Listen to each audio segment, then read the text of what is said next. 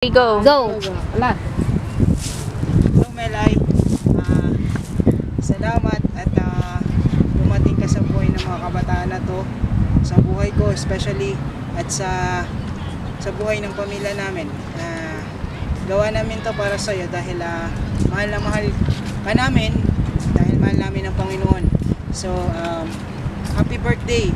When we nag-reminisce kami kung ano ba yung pinagdaanan ng mga kabataan, isa ka sa mga parte ng industriyang ito. Just joking. Sa sobrang tagal mo, pwede kitang patayuan ng rebulto.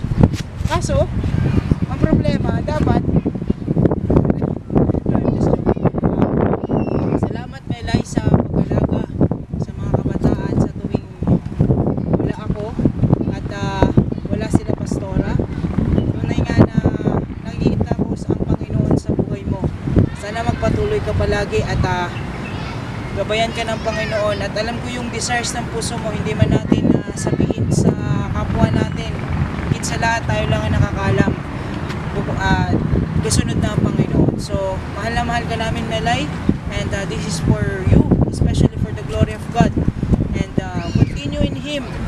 And just lift up the name of Jesus in your sa kanyang sa yung workplace at sa mga kaibigan mo, at alam ko yung desire ng puso mo, ma-lift mo yung pangalan ni Jesus sa buhay ng pamilya mo. Darating yung panahon na aanihin mo lahat ng pagpapagal mo sa Panginoon dahil Panginoon ang magsusustain sa'yo. Salamat, thank you for your love, thank you for your kindness upon our family. Salamat at ginagamit ka ng